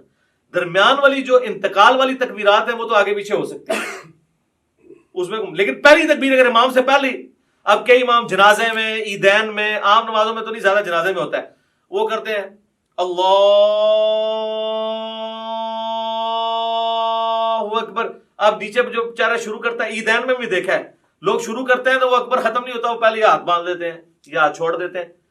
تو میں تو انتظار کرتا ہوں جب وہ اکبر کے رع پہ پہنچتا ہے نا نماز عید میں یا نماز جنازہ میں، تو پھر میں اللہ اکبر سے پڑھوں. تو یہ آپ ٹرین کریں تو بہتر یہ کہ آپ مختصر اس کو کریں، اتنا لمبا نہ کریں کہ پیچھے لوگوں کے سانس ٹوٹ جائیں، یا ان کو ایجوکیٹ کریں. اتنا لمبا کرنے کی ضرورت کیا ہے؟ یہ تو ضرورت تھی اس وقت جب سپیکر نہیں تھے تو پیچھے تک آواز پہنچانے کے لیے کہ چلو آ ہی جائے کسی کو آواز. تو اب تو ضرورت نہیں ہے. اللہ اکبر سپیکر میں اتنے ماشاءاللہ موجود ہے. اور کوئی چیز اس حوالے سے جو اس کے پوسچرز طریقے کے اعتبار سے آ رہی ہو؟ جی سنت ہے. جنازے میں بھی ہر تکبیر کے اوپر رفع الیدین کرنا، یہ بھی سنت ہے. نماز عیدین میں بھی ہر تکبیر کے اوپر رفع الیدین کرنا سنت ہے. ابو داؤد میں واضح حدیث ہے، مسند احمد میں موجود ہے. عبداللہ بن عمر کہتے ہیں کہ قیام کی حالت میں نبی علیہ السلام جب بھی تکبیر کہتے تھے تو اپنے ہاتھوں کو بلند کرتے تھے. تو یہ جنرل ہے، ٹھیک ہے. شیخ البانی کا یہ موقف ہے کہ جنازے میں عیدین میں چھوڑ بھی سکتے ہیں، اور یہاں پہ بھی جو البانی صاحب کے فالوور ہیں وہ عید کے خطبے میں کہہ رہے ہوتے ہیں چھوڑ بھی دیتے ہوں. میں خدا دا ناج حنفی سال بعد کرنے لگے جو وہ بھی چھڑان لگے ہو. کیوں اس طرح کی باتیں بتاتے ہیں جو سند سے ثابت ہی نہیں ہے؟ یہ بالکل غلط ہے. رفع الیدین تو المعجم الکبیر طبرانی پہ ہے کہ رفع الیدین کرنے پہ ہر انگلی کے عوض آپ کو 10 نیکیاں ملتی ہیں. تو اسی لیے تو ہم قنوت وتر سے پہلے بھی رفع الیدین کرتے ہیں تاکہ ہم یہ نیکیاں ضائع نہ کریں، ٹھیک ہے. تو یہ آپ 10 انگلی ہیں تو 10 ضرب 10 کر لیں. تو رفع الیدین کریں جی، وتر میں بھی کریں، عام حالت میں بھی کریں، جتنا آپ کر سکتے ہیں کریں. اب تو اللہ کا فضل ہے کہ رفع الیدین کی ایکسیپٹنس آ گئی ہے. کوئی مسجد ایسی نہیں ہے جہاں پہ آپ کو آمین اونچی کہنے والے رفع الیدین والے نہ ملیں. انقلاب تو آیا ہے نا جی، صدا تو جھوم رہی ہے ہر طرف سے کہ نہ میں وہابی نہ میں بابی، میں ہوں مسلم، علمی کتاب. اللہ کا شکر ہے لوگ کتابوں کے ساتھ جڑ گئے. چلیں جی، یہ سارا میں نے اس لیے بیان کیا تاکہ آپ کو ایک بلو پرنٹ اس حوالے سے کلیئر ہو جائے. اور اس میں اب میں پریکٹیکلی نماز پڑھ کے آپ کو بتاؤں گا تاکہ یہ پتہ بھی چلے کہ پڑھنا کس بیچ میں کیا کچھ پڑھنا ہے. اور اس میں پوسچر اس طریقے سے بناؤں گا جو میں نے آپ کو ایجوکیٹ کی ہیں، انہی پوسچرز کے مطابق میں آپ کو لے کے چل رہا ہوں گا تاکہ آپ اس سنت کے مطابق نماز کے طریقے کے اوپر عمل کر سکیں. تو اب انشاءاللہ تعالیٰ میں پریکٹیکلی نماز پڑھ کے بتاؤں گا انشاءاللہ. اچھا میرے بھائیو، اب میں انشاءاللہ آپ کو پریکٹیکلی کم از کم 2 رکعت پڑھ کے بتاؤں گا تاکہ آپ کو پتہ چلے کہ نماز کے اندر کون کون سی تسبیحات پڑھنی ہے، ثنا کیسے پڑھنی ہے، سورۃ الفاتحہ، جو ایک کم از کم درجہ نماز کا اتنا ہونا چاہیے. باقی آپ جتنا گڑ ڈالیں گے اتنا میٹھا ہے. تو چند تسبیحات کے ساتھ میں اس کو کور کروں گا تاکہ آپ لوگ وہ چیزیں یاد بھی کر سکیں. جو لوگ سن کے یاد کرنے کے عادی ہیں ان کے لیے انشاءاللہ تعالیٰ آسانی ہوگی انشاءاللہ تعالیٰ. ساتھ ساتھ پوسچر بھی کور ہو جائیں گے انشاءاللہ تعالیٰ.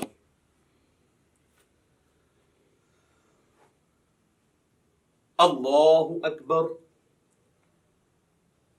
سبحانك اللهم وبحمدك وتبارك اسمك وتعالى جدك ولا إله غيرك. أعوذ بالله من الشيطان الرجيم. بسم الله الرحمن الرحيم الحمد لله رب العالمين الرحمن الرحيم مالك يوم الدين إياك نعبد وإياك نستعين اهدنا الصراط المستقيم صراط الذين أنعمت عليهم غير المغضوب عليهم ولا الضالين آمين بسم الله الرحمن الرحيم قل يا أيها الكافرون لا أعبد ما تعبدون ولا أنتم عابدون ما أعبد ولا أنا عابد ما عبدتم ولا أنتم عابدون ما أعبد لكم دينكم ولي دين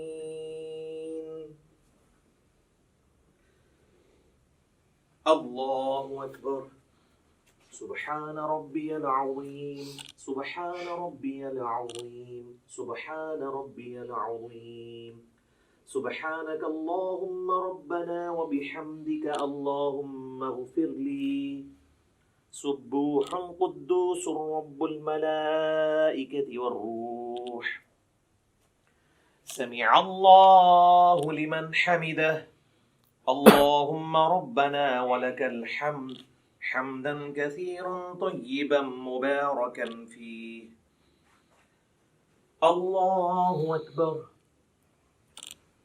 سبحان ربي الأعلى سبحان ربي الأعلى سبحان ربي الأعلى سبحانك اللهم ربنا وبحمدك اللهم اغفر لي سبوح قدوس رب الملائكة والروح الله أكبر رب اغفر لي رب اغفر لي اللهم اغفر لي وارحمني واهدني وعافني وارزقني الله أكبر سبحان ربي الأعلى سبحان ربي الأعلى سبحان ربي الأعلى سبوح قدوس رب الملائكة والروح سبحانك اللهم ربنا وبحمدك اللهم اغفر لي الله أكبر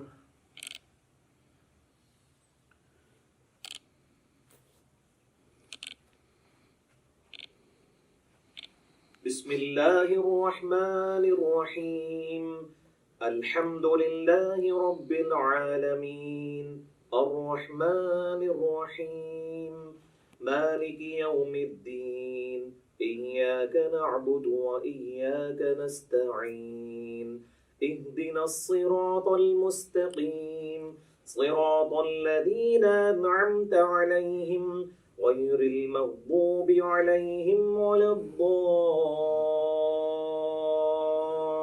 الضالين آمين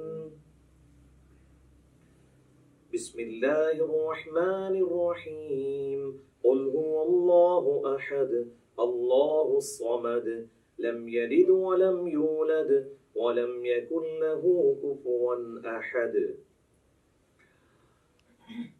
الله أكبر سبحان ربي العظيم سبحان ربي العظيم سبحان ربي العظيم سبوح قدوس رب الملائكة والروح سبحانك اللهم ربنا وبحمدك اللهم اغفر لي سمع الله لمن حمده اللهم ربنا ولك الحمد حمدا كثيرا طيبا مباركا فيه الله أكبر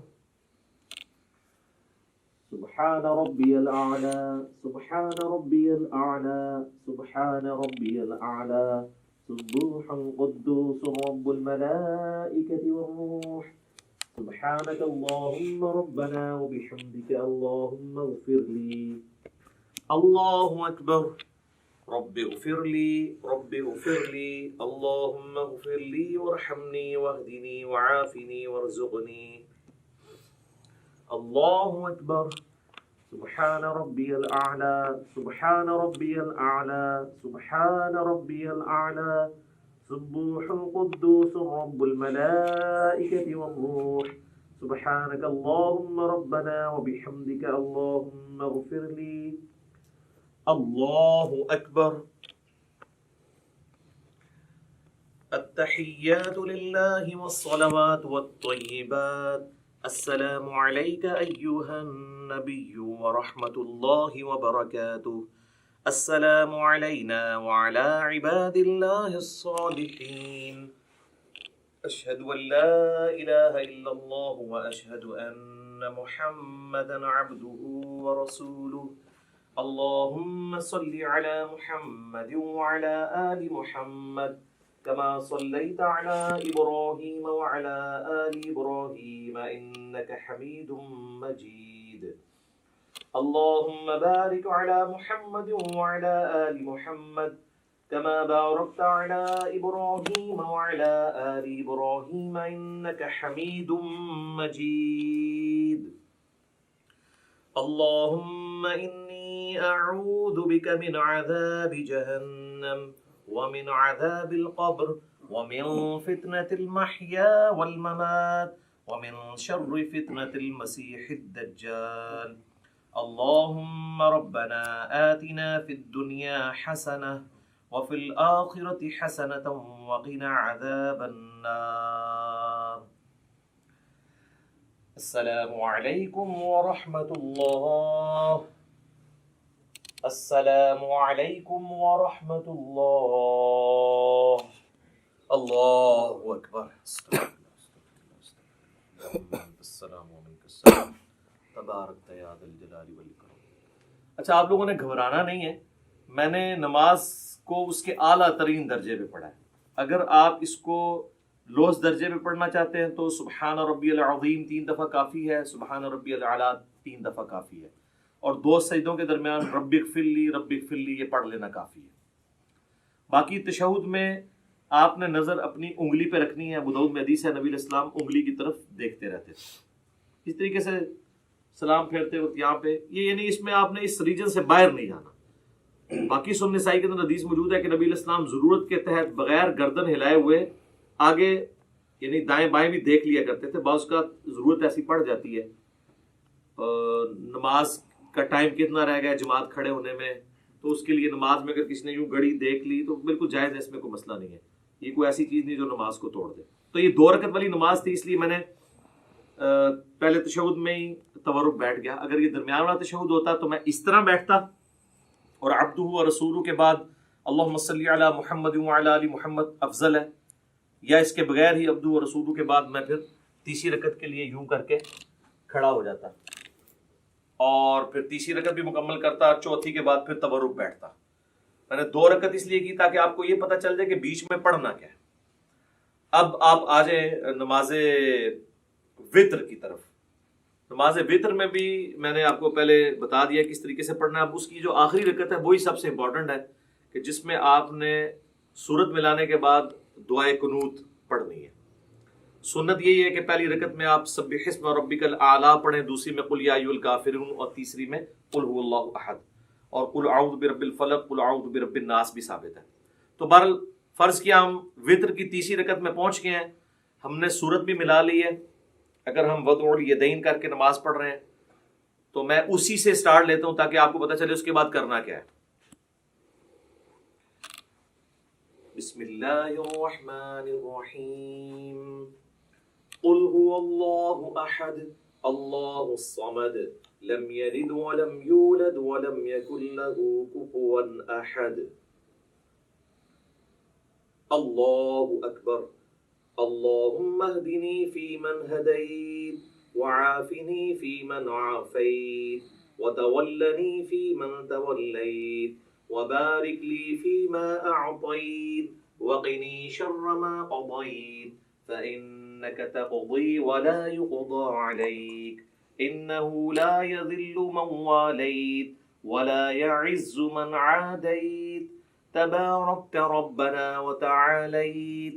اللهم صل على محمد وعلى آل محمد كما صليت على إبراهيم وعلى آل إبراهيم إنك حميد مجيد. اللهم بارك على محمد وعلى آل محمد كما باركت على إبراهيم وعلى آل إبراهيم إنك حميد مجيد. الله أكبر. سبحان ربي العظيم سبحان ربي العظيم سبحان ربي العظيم. سمع الله لمن حمده. اللهم ربنا ولك الحمد حمدا كثيرا طيبا مباركا فيه. پھر اسی طریقے سے آپ نے کنٹینیو کرنا ہے. یہ وہ ڈفرنس تھا. باقی جو عید کی تکبیرات ہیں وہ تو بتانے کی ضرورت نہیں ہے. سورۃ الفاتحہ سے پہلے آپ نے ہر دفعہ اللہ اکبر کہنا ہے. پھر سال الیدین کر رہے ہیں تو ہاتھ چھوڑ دینے ہیں. اگر وضع الیدین سے نماز پڑھ رہے ہیں تو ہر تکبیر کے بعد آپ نے ہاتھ باندھنے ہیں. اور یہ جو 7 تکبیریں جب ہو جائیں گی، پہلی تو نماز سٹارٹ کرنے والی ہے، جو 8ویں تکبیر وہ بن رہی ہوگی جس میں آپ نے سورہ فاتحہ شروع کرنی ہے، کیونکہ 7 پہلی میں جو ہیں وہ زائد ہیں اور 5 دوسری کے اندر زائد ہیں. اب آ جائیں نماز جنازہ. وہ تو پریکٹیکلی پڑھ کے بھی بتایا جا سکتا ہے، اتنا لمبا نہیں ہے. پہلی رکعت یعنی پہلی جو اس کی تکبیر ہے اس کے بعد اللہ اکبر کہہ کے اگر آپ وضع الیدین کر رہے ہیں تو اس حالت میں، اور ارسال الیدین کر رہے ہیں تو اس حال کے اندر آپ نے سورۃ الفاتحہ اور سورت ملانی ہے. اور دوسری میں آپ نے اللہ اکبر کہہ کے جو ہے وہ درود شریف پڑھنا ہے نماز والا. پھر اللہ اکبر کہہ کے ہر دفعہ رفع الیدین کرنا ہے.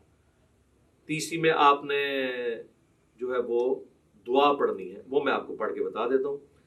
اللہم اغفر لحینا ومیتنا وشاہدنا وغائبنا وصغیرنا وکبیرنا وذکرنا وانثانا.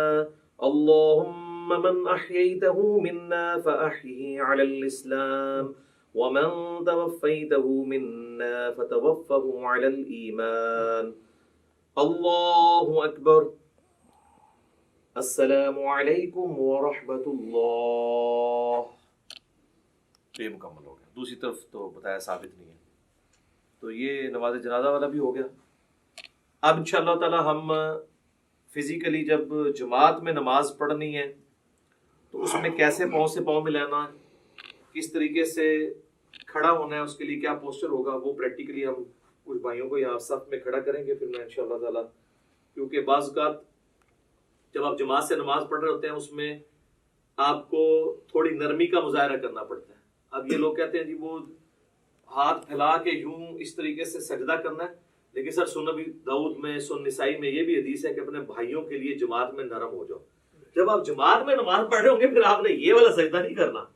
ویسے آپ بے شک یہ بھی کر لیں، کوئی مسئلہ نہیں ہے، ٹھیک ہے، لیکن جب آپ جماعت میں ہوں گے تو آپ کوشش کریں گے کہ تھوڑے سمٹیں. اور اب اس میں اگر آپ کا یہ حصہ یہاں اپنے ساتھ لگ جاتا ہے کوئی مسئلہ نہیں. ایک چیز ہے جس کی مانت ہے کہ جو کونی ہے وہ زمین پہ نہ لگے، کتے کی طرح بچھانی نہیں ہے. اس کے علاوہ اگر کسی کا یوں مل جاتا ہے یا یہاں سے یہ بھی مل جاتا ہے تو کوئی اس میں مسئلہ نہیں ہے. حتیٰ کہ صحیح بخاری میں آتا ہے کہ جب مسجد میں رش ہوتا تھا صحابہ کرام کہتے ہیں ہم ایک دوسرے کی پیٹھوں کے اوپر سجدے کر رہے ہوتے تھے، اور اگر زمین گرم ہوتی تھی تو اپنی پگڑی کا پیچ جو ہے وہ آگے کر لیتے تھے تاکہ ماتھا نہ جلے. تو وہ اتنا کوئی ایشو نہیں ہے. ایون بخاری مسلم میں آتا ہے کہ نبی علیہ السلام نے قیام جو ہے اور رکوع جو ہے وہ ممبر کے اوپر کیا ہے، اور سجدے کے لیے ممبر کی سیڑھیاں اتر کے تو نماز پڑھی ہے. یہ فرض نماز کی بتا رہا ہوں، چونکہ ہمارے معاشرے میں ساری چیزیں معیوب سمجھی جاتی ہیں. تعلیم دینے کے لیے نہیں، فزیکلی آپ نے اس طرح نماز پڑھی ہے تو کوئی اتنا ایشو نہیں ہوتا. چھوٹی چھوٹی چیزوں کو مذاق بنایا ہوتا ہے. اس میں ہی ہم آپ کو یہ بھی بتا دیتے ہیں جماعت کی نماز کو پریکٹیکلی کرنے سے پہلے کہ اگر آپ 2 بندوں کی جماعت کروا رہے ہیں نا تو یہ آپ بالکل ساتھ کھڑا کریں گے. یہ جو کہتے ہیں نا جی امام جو ہے اس طرح کھڑا ہو، نہیں، وہ تو واضح صحیح بخاری موجود ہے. حضرت عبداللہ ابن پنجے قبلہ رخ ہونے چاہیے. یہ ایڑیاں ملانے کے چکر میں اور یوں کرنے کے چکر میں یہ پنجے ڈسٹرب کرتے ہیں، یہ بالکل غلط ہے. پاؤں ملانے کا حکم ہے، ایڑی سیدھ میں کرنی ہے. ایڑی کبھی بھی اس طریقے سے نہیں مل سکتی ہے کیونکہ پنجے چوڑے ہوتے ہیں، پنجے ہی ملیں گے اور آپ قبلہ رخ سے تو نہیں آپ کمپرومائز کر سکتے. تو اس طرح بالکل برابر رکھنا ہے. نشانی یہ ہے کہ جو لیفٹ پہ کھڑا ہوگا وہ امام ہوگا. صحیح بخاری میں عبداللہ ابن عباس کہتے ہیں کہ میں نبی علیہ السلام تہجد کی نماز پڑھ رہے تھے تو میں آپ کے لیفٹ پہ آ کے کھڑا ہو گیا تو آپ نے مجھے کان سے پکڑ کے یوں یہاں لا کے کھڑا کیا تو نماز بھی نہیں ٹوٹی. یہ کہتے ہیں انگوٹھا ہل جائے نماز ٹوٹ جاتی ہے. تو دائیں طرف کھڑا کیا, اس میں یہ کئی الفاظ نہیں ہے کہ مجھے دائیں طرف تھوڑا سا پیچھے کھڑا کیا, بالکل صاف. یہ ملیں گے. اب آپ دیکھیں اللہ اکبر کیا کہ جب ہم, آپ بھی کریں اللہ اکبر, یہ ہاتھ باندھ رہے ہیں نا, اب انہوں نے بھی اپنے جسم کے مطابق کھولا ہوا ہے, میں نے بھی اپنے جسم کے مطابق. تو آپ دیکھ رہے ہیں کہ ہمارا شولڈر بھی جو ہے نا, یہ شولڈر سینٹر سے آگے کور کریں, شولڈر بھی مل رہے ہیں. اگر میں ذرا سا پاؤں زیادہ کھول دوں گا تو ہمارے شولڈر نہیں ملیں گے. آپ یہ دیکھیں میں آپ کو پریکٹیکلی کر کے بتاتا ہوں. یہ میں نے پاؤں کھولے نا تو اب یہ شولڈر دور ہو جائیں گے. پاؤں ملے ہوئے ہیں, پاؤں پہ زور ہوتا ہے شولڈر نہیں, اور بعض کا ایسا زور ہوتا ہے کہ اگلے کے پاؤں درد کرنا شروع کر دیتے ہیں. تو آپ نے درمیان میں یوں رکھنا ہے اسے. اس طریقے سے اللہ اکبر کہہ کے رکوع میں جائیں گے تو یہ ساتھ ہی رہنا ہے اس طرح, ٹھیک ہے جی.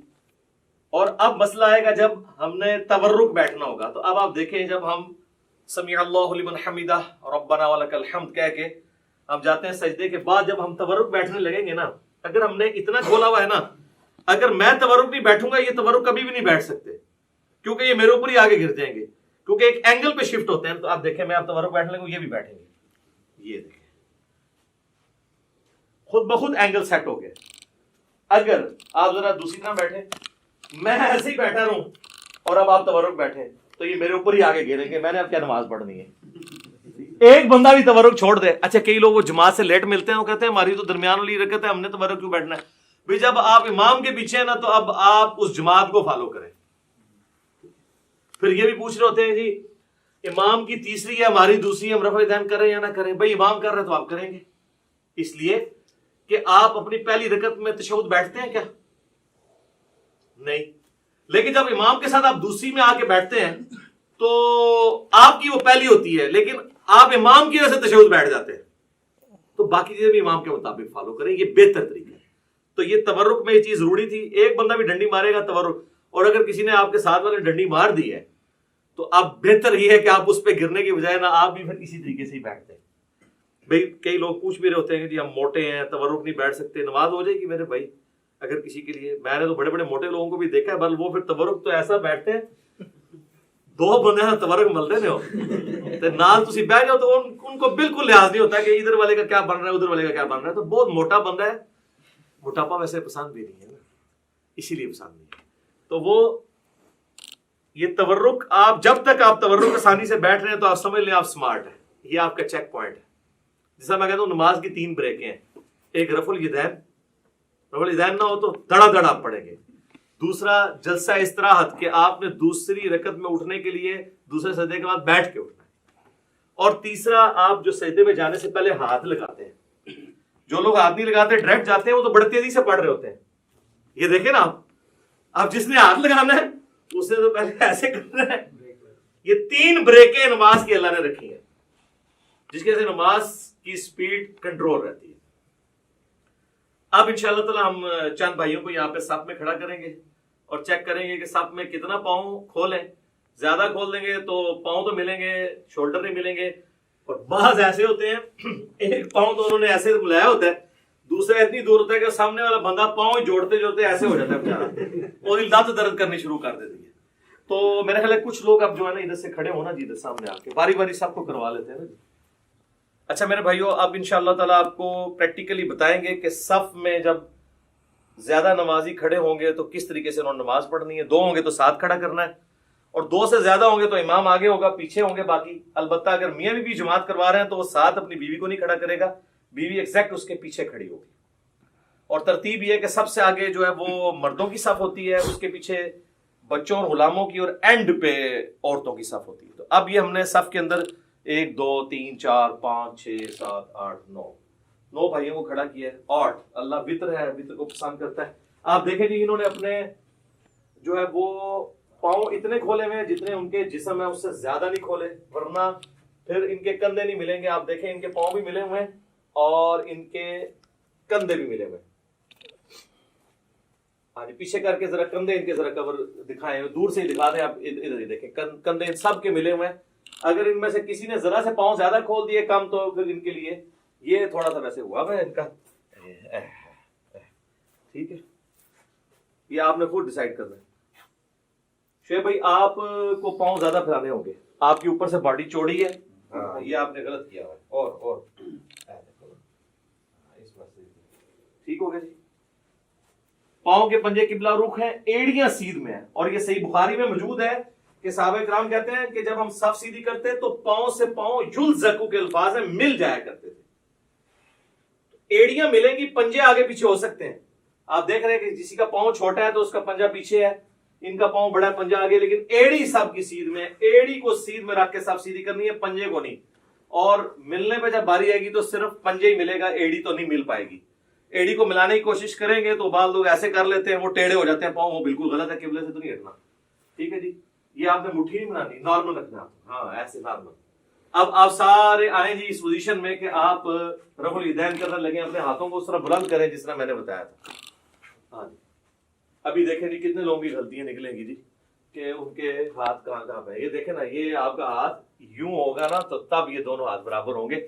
جس نے پریکٹس نہیں کی ہوئی نا، ادھر بیٹھ کے یہ دیکھیں، یہ میرے سے بھی ہو جاتا تھا، یہ آپ کا ہاتھ اوپر ہے، اب آپ کا ہاتھ برابر ہے. ٹھیک ہے، ٹھیک ہے جی. اور ہاتھوں کو نارمل رکھنا ہے، اینڈ کرو. اس کا بڑا آسان طریقہ پتہ کیا ہے؟ یہ دیکھیں جی، آپ نے پریکٹس کرنی ہے نا تو آپ یوں ہاتھ رکھیں اور اس کے بعد ہاتھ کو یہ پیچھے لے کے، تو پھر آپ سیدھا یعنی دیوار کے ساتھ پریکٹس کریں گے تو آپ کی پریکٹس بنے گی.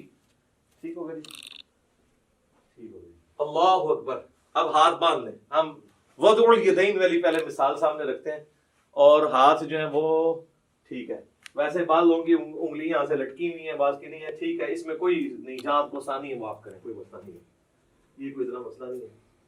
اور یہ آپ کا کیسے ہو گیا جی؟ ایسے اس کو اگر آپ یوں کر لیں تھوڑا سا تو آپ کو آسانی ہوگی. یہ ٹھیک ہو گیا جی، بالکل ٹھیک ہے، جہاں آپ کو آسانی ہو.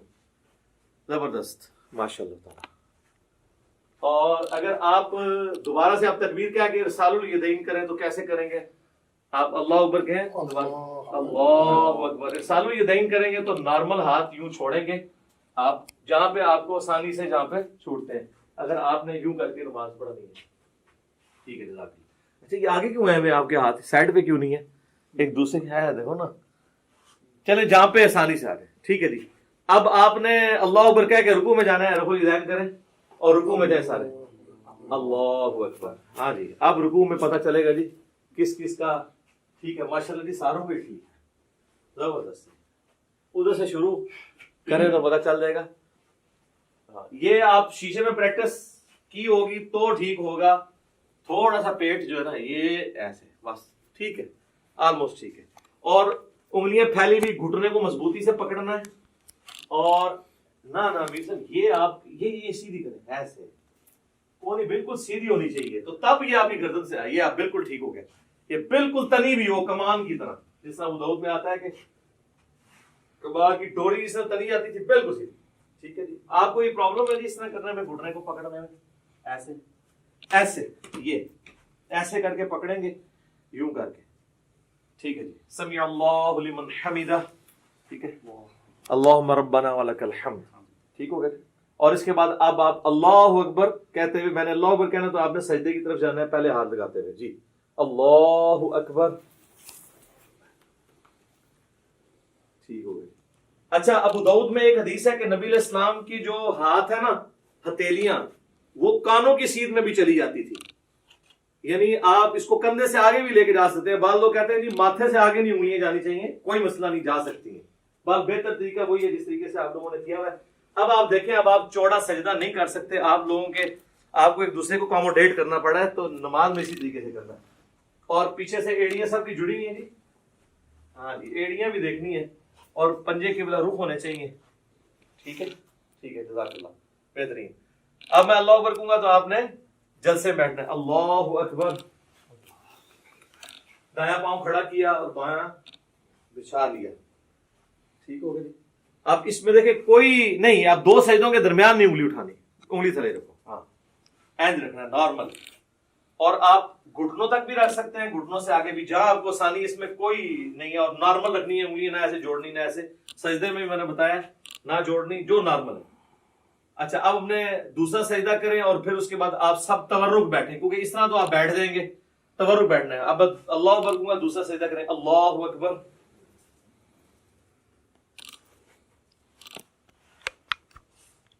اب آپ کو اللہ اکبر پہ تورک سب کو بیٹھنا ہے. اللہ اکبر.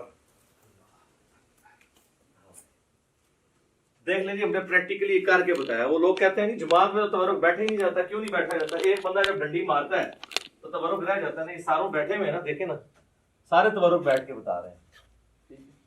تورک بیٹھیں گے سارے تو پھر کور ہوگا. ایک بندہ بھی ڈنڈی مارے گا تو ساتھ والا دوسرے تورک نہیں بیٹھے گا.